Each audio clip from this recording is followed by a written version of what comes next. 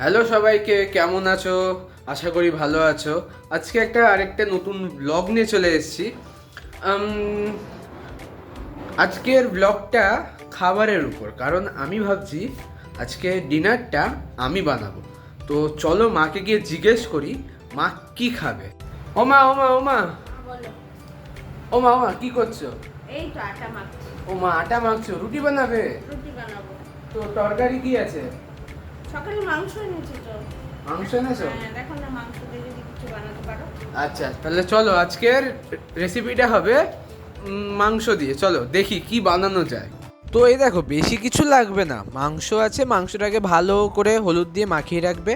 তারপর লাগবে হচ্ছে দই, দইটাকে একটু ফাটিয়ে নিতে হবে, আর নুন তো অবশ্যই লাগবে, আর এখানে লাগবে হচ্ছে আদা রসুনের পেস্ট। তারপর মা পেঁয়াজও দিয়ে দিয়েছিল, তাই জন্য ওটার মধ্যে একটু পেঁয়াজও দেখা যাচ্ছে।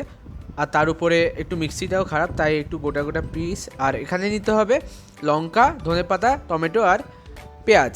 এগুলো দিয়ে চলো আমরা রান্না শুরু করে দিই। তো এই দেখো, কড়াইয়ের মধ্যে আমি সাদা তেল নিয়ে নিলাম, আর অল্প একটু দেশি ঘি দিয়ে দিলাম। ঠিক আছে, গরম হয়ে যাবে, আমরা দেব আদা রসুন পেস্ট। আদা রসুন পেস্ট একটু নাড়িয়ে চাড়িয়ে নেব, তারপর নাড়াচাড়া করিয়ে নিলাম। প্রায় 3 মিনিট নাড়াচাড়ানোর পর আমরা এটার মধ্যে দিয়ে দেবো চিকেন। ঠিক আছে, এ দেখো, হ্যাঁ চিকেনটা অবশ্যই হলুদ নুন দিয়ে মাখিয়ে রাখবে। ঠিক আছে, এই যে দেখো চিকেনটা দিয়ে দিলাম। চিকেনটা আবার একটু নাড়িয়ে চাড়িয়ে নেব, তারপর দেব হচ্ছে পেঁয়াজ। পেঁয়াজটা এখন দিতে হবে, কারণ এটা একটু স্পেশাল রান্না, তো তাই জন্য মাংসটার পরেই আমি পেঁয়াজ টমেটো সবগুলোই দিয়েছি। তো এখানে আগে পেঁয়াজটা দেব, আর এবার একটু নাড়াচাড়া করে আমরা দেব নুন। সবাই টেস্ট অনুযায়ী নুন দেবে। নুন দিয়ে আবার একটু নাড়িয়ে চাড়িয়ে নিতে হবে। এখন আমাদের দিতে হবে এখানে 4টে বড় বড় লঙ্কা, মাঝখান দিয়ে কেটে দেবে। আর তারপর দিতে হবে টমেটো, একদম মিহি মিহি করে কেটেছি টমেটোগুলো, দেখতেই পাচ্ছ। আবার নাড়িয়ে একটু ঢাকা দিয়ে রাখবে প্রায় 5 মিনিটের জন্য। তারপর ঢাকা সরিয়ে আগে দিতে হবে হলুদ, তারপর দিতে হবে ধনে গুঁড়ো। ধনে গুঁড়ো দিয়ে একটু নাড়িয়ে ছাড়িয়ে নেব। আবার দেখো কালারটা জাস্ট দেখো, একদম মানে এত সুন্দর কালার, কালার দেখেই বোঝা যাচ্ছে টেস্টি হবে জিনিসটা।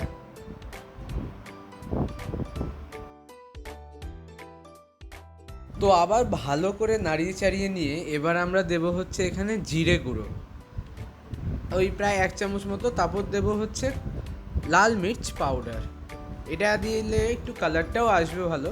তো দিয়ে আবার নাড়িয়ে চাড়িয়ে নেব। নাড়ানো চাড়ানো হয়ে গেলে একটু কষিয়ে আমরা দেব গরম জল। হ্যাঁ, গরম জল, যাতে টেস্টটা খারাপ না হয়।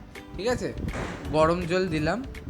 গরম জল দেওয়ার পর দেবো আমরা হচ্ছে দই। দইটা কিন্তু ফাটিয়ে নেবে, মাস্ট এটা। তারপর আবার একটু নাড়িয়ে চাড়িয়ে নেব। প্রায় হয়েই এসছে দেখো। আর এবার আমরা দেব হচ্ছে কসুরি মেথি আর গরম মশলা গুঁড়ো করে। এটাই হচ্ছে রান্নার পুরো মেন ইনগ্রিডিয়েন্ট। এটাতে টেস্টটা খুব জমবে কিন্তু। আর যারা যারা দেখছো প্লিজ একটু সাবস্ক্রাইব করে দেবে আর লাইক করে দেবে। আশা করি এত অবধি আপনাদের ভিডিওটা ভালো লাগছে। অ্যান্ড আমাদের রান্না এখানে একদম কমপ্লিট।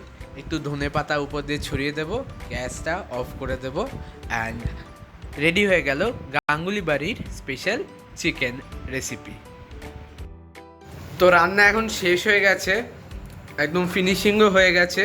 এখন আমাদের পালা হচ্ছে খাওয়ার। তার আগে দেখিয়ে নিই কীরকম হয়েছে। এই যে রান্না কমপ্লিট হয়ে গেছে, আর এই থালা তোলার পরেই দেখা যাবে। দারুণ, জাস্ট দেখো তোমরা, কালারটা দেখো, শুধু কালারটা দারুণ হয়েছে। তো সবাই দেখলে রেসিপিটা চিকেনের, আশা করি সবার ভাল লেগেছে।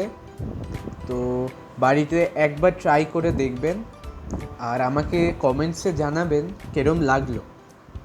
আর কোনো যদি আপনাদের কাছে রেসিপি থাকে, আপনারা কমেন্ট বক্সে নিশ্চয়ই জানাবেন, আমি ওটাও ট্রাই করব।